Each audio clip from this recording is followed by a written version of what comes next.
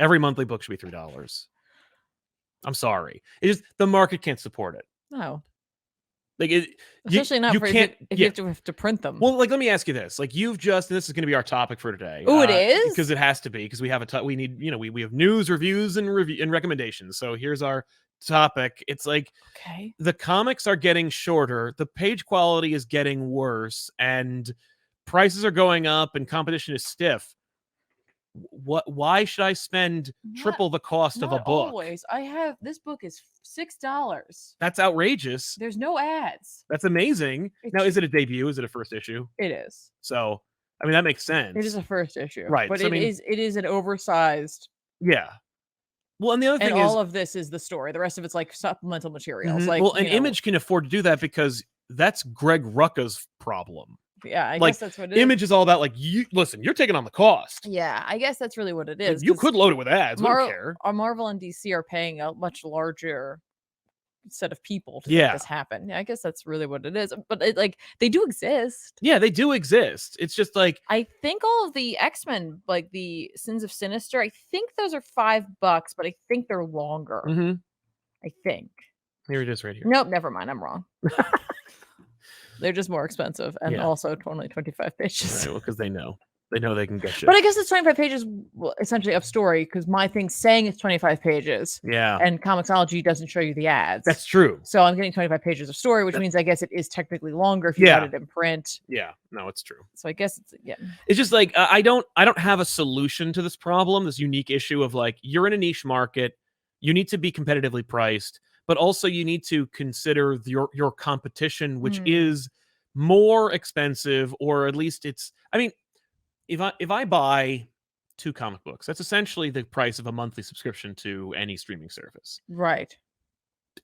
Does that equate? It doesn't correlate. You can't quantify 2 issues worth of story to the access you have of spending 1 month with Netflix, Hulu, Disney Plus, anything like that. Now, obviously, we're talking about millions of dollars in production value, but like the reality is, you are going to compete with them, but you're also competing with free content like TikTokers and YouTubers and podcasters and so forth. So like you are going to compete with a wide array of things that may or may not be as expensive, if not more expensive or less expensive than what you're offering.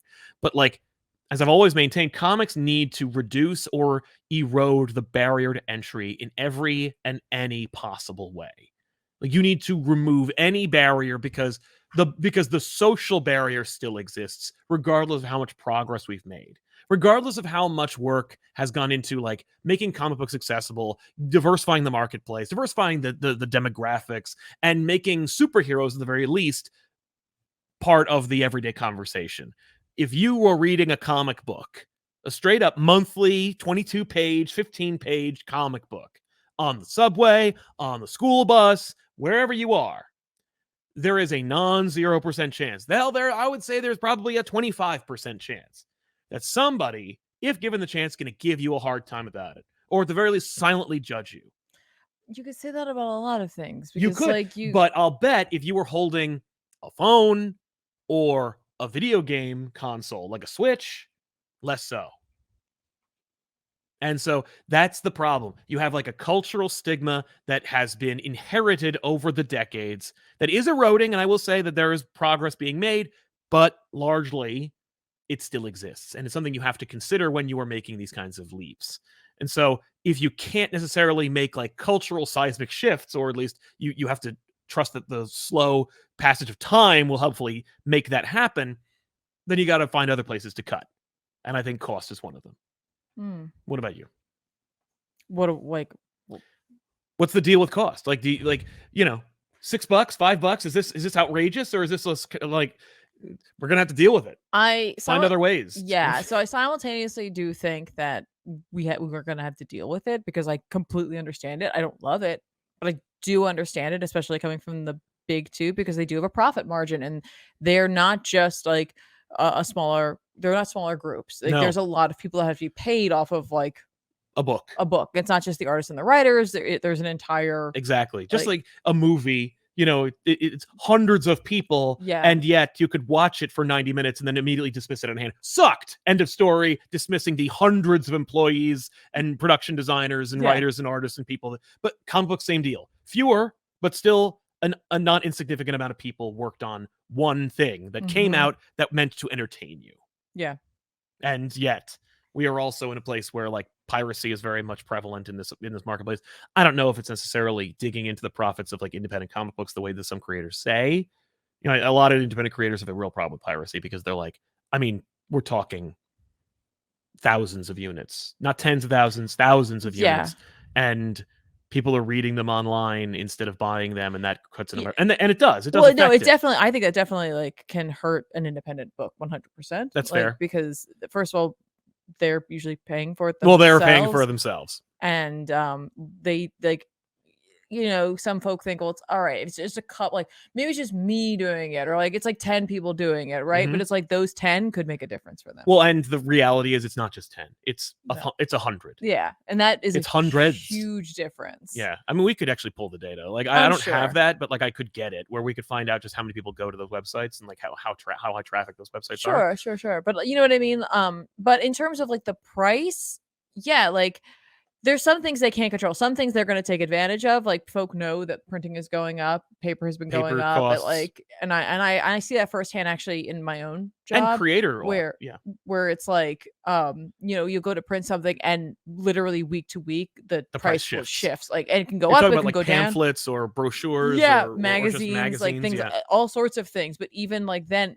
They're like, I can give you a quote for this week, but I can't give you a quote for next week. Yeah, I can't do that. I don't know. Which historically has not been the case. You could probably be like, oh, this quarter it's this price. You get a price and you'd be good for be like, all right, you quoted me this, maybe it'll go up a little bit, but it is a fundamental shift. Yeah, you got some time to wiggle around for like a month. And so I think the price that we're seeing these $5 is the one that I'm always like like $4 it's not easy to swallow. It's not. It's an easier pill to swallow, certainly. $5, I think you're right. $5 is rough. It's a bridge too far. But some of these I think they're just trying to squeeze you. I think they're trying to squeeze you, but I think they're really just trying to put a buffer on because they don't know what it's going to cost to print. Right. Like, so you're saying any book that's over $5 is probably just deliberately made, like even if almost arbitrarily so, just so that they can weather the cost. Like the book might actually lose money depending on how much it costs to get the creators and print the damn thing. Yeah. If we don't price it out. But the problem is then you then head towards a direction of like you're pricing out the book. Yeah. Like out of the marketplace entirely. Like, Yep. There's a book we're going to talk about, Superman Lost, which I had to read through Comixology. I was going to pull it on my pull list, but I didn't get a chance to go to my comic book store. I don't recall how much this book is. $5. It's $5. Who's asking for a effing Superman miniseries right now in a time when there are so many Superman books? Right. Now, look, Chris Priest wrote it. So maybe that's enough. But like a $5 miniseries Superman book. Yeah. Are you for real? That one was 32 pages. The one I read, Immoral X-Men, was only 28 pages. Right. But 25 of them were content, so I don't know how many were content in yours. I have to assume the same thing. Yeah. But the other problem is like you can't necessarily measure your reading experience, your page value. No, it's true. You can't. You really can't. Right? But but I'm just saying it's an example of like sure. I think this is a totally different topic, and I don't want to necessarily dive into it right now. It's a related topic. Fair. But I do wonder if this isn't going to start pushing more folk to trade reading. I mean, I think that the fact that you will hear professionals in this industry discuss trades as a like unexplored, burgeoning powerhouse of the part of the industry. Like people are like, oh man, no, you have to consider the trade. Like the trade sales used to not be considered. Right. And now they they strongly are. I don't see why you wouldn't. And I was actually just thinking about this the other day by the other day, I mean, actually today, because I caught up with a book I hadn't read in a while, which means that I read, I don't know, 6 issues today, and how much I loved the experience of reading those 6 issues today. In one sitting. I was like, this is so good. And I'm like, I do wonder when we're going to go to that, when they're just going to be like, this is like, right. Like if the book is an ongoing, you can do monthly. But if the book is a miniseries, it wasn't ongoing. No, I know, but I'm saying, but I do wonder at some point if they're not going to go, Well, we can't sustain the market. The market We sustain can't sustain the monthlies, monthlies, so we're gonna go to either bi-monthly, right? Or or seasonal. yeah, or yeah, seasonal, or you'll get like, here's the next arc, and you Yes. buy it as a trade. I wonder what the cost is. You'd think that original graphic novels would increase. The production of original graphic novels would increase if the trade market was proportionately successful. It would be a hard sell, I think, too, because comic book retailers really The brick and mortar stores would close. Yeah, If you if you remove the monthly market. Right, but I think also, because like, here's the question, right? Like, is it easier for someone to go into a store? Like, if you physically go to your store and you're in there and you're grabbing the books you're gonna grab for the week, and then you go like, oh, maybe I'll grab this too. Oh yeah, Right, and so like you get to that your will total. hurt them. Yeah, losing that Right, hurts the so like you market. get your total, and you're like, oh, okay, like that's fine, as opposed to going like, I'm gonna grab like my trades for the month. Yes. Right now, you like, while technically it should be saving you, because if you bought all those single issues, it tends to Oh, equal it would be more than the more. Yeah. trade, right? So you're actually saving money, but in that moment, that total's higher. Yes. You're probably less. I wonder if you're less likely to pick up something else, I wonder. I bet probably. I mean, right? certainly you're budgeting for your month. I mean, would they be able to? Here's a question: Mm-hmm. Do you think they could ever adopt the like Shonen Jump model? And describe that for the listeners, and not hopefully me. I've got the correct name for that. I haven't picked up a shonen in a while. But it's a manga style that comes out, and it's a collection of several different mangaka's stories that are all within one book. So you're buying the big one book, and in there there's a whole bunch of stories. Image is doing that with Image right now. Yes, Image. It's a whole bunch of stories. The book with an exclamation point. Yeah, now of course you are buying a bunch of stories that are independent, so they're all over the place, as opposed to like with shonen, which are kind of more within the shonen genre. Yes. Yeah, so it's like within Marvel, like could they be like, okay, we're putting out Marvel, or like the Marvel Knights? We can't support like a Moon Knight, Punisher, and Daredevil book anymore. Yeah. So now you sell on a quarterly basis or a monthly basis the Marvel Knights book. Yep. And so you get like 6 pages per story every month, or every month. Every month you get 6 pages of Moon Knight, Punisher, and Daredevil. Yep. And it costs $15, $11 a trade, or $11 a pop. Yep. And I hate that, and I would do loathe you? it. I kind of love it. I appreciate it when it happens in my books, like annuals and sometimes Marvel and DC have done these, and not to that effect, not certainly to that like initiative, but I'm not like when they try to like shove another book at the back of a book I'm buying, I will almost always ignore it, even if the story is related. Like I know that I almost skipped the Francavilla Zdarsky Batman story that was going on in his Batman, because I was like, oh, a backup story.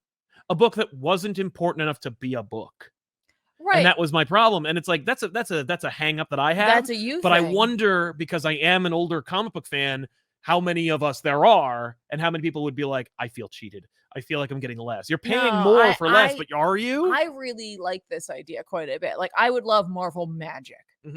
Where it's just a whole bunch of like Doc, stories. Nico, and Clea all getting stories, or you just rotate. Scarlet Witch, it's Scarlet Witch, it's a bunch of stories in there, and it's just like, cool, I want the Magic one, right? Like Marvel Cosmic, Marvel Street Level, just these Space Street and just Magic, these stories, right? Where it's like you grab this like once a month. I think that's a great way to get a casual reader. Oh yeah, well it gives them a taste of all of a wider variety of stories and characters. I like one just for X-Men. It's so easy to do. X-Men, I'll do you one better. Okay. Marvel could do this now. Yeah. Because the Dawn of X, and all the other X's that they've had with the trade releases, because X-Men has had this like insane rollout of so many different books. Yeah. The trades have been difficult to navigate. They're like, how does this get collected? Because just Dawn of X, what the hell does that mean? Yeah. There are multiple stories within stories. Like, how can you? Marvel should do that with the Krakoa era of X-Men. Yeah, I think that's fair. I think like keep doing the trades for the trade people, but like on the shelves today, you know what I mean? Like, or on a monthly basis, they do a Shonen Jump X or esque X book that acclimates people to that world. Like, Hellfire Gala should just be that at this point. Yeah, I mean, and for right now, you don't have to go completely to that model. You can keep your big titles going. I think I think there's certainly we've discussed this idea in the past, but like the idea of like the lesser selling books yeah. get this treatment first, which of course would be hilarious because like if Marvel or DC did that and saw sales jumping, they would then erase it and take those books and make them into monthly titles Mhm. and ruin it all over again. Mm. But I do like that idea of like And the books that can't sustain, like a Justice League. yeah. That's the trade, or that's the story. It's called, or the book is called Justice League, and so it's like for the lesser selling books like Green Lantern, Flash, you know, and Mhm. Wonder Woman, Yeah. which are ironically all getting new books under the Dawn of DC Yeah. initiative. We'll see how long they last. Sure. But like, and like a lot of folk are saying, I think it is actually a weekly thing that they Mhm. do the Shonen Jump thing. Weekly. So in theory, what you could do is have the comic writers and artists treat it like a monthly book and split each of those books up into a weekly thing, Yes. and that might actually help your brick and mortar because people have to be coming in weekly to grab Yes. those. Like, And if they don't, then they'll just at least come back and get 6 of them in one big shot. yeah, just grab. So you them. get Cool. everybody. Yeah. That's one of two. Like a 1-2 punch should be DC moving back to Wednesdays, and that would resolve a lot of issues. Yeah, and with it could the be for brick-and-mortar DC too. stores. I was just thinking for Marvel. Well, just Marvel has that. I was only thinking that just because I know it feels overwhelming sometimes, just all the titles that are coming out, Yeah. and like, you know, like I said, like I'm picking up like at least the X books have kind of slowed down a little. That's true. Like this week, we only got one X-Men book, not including Wolverine.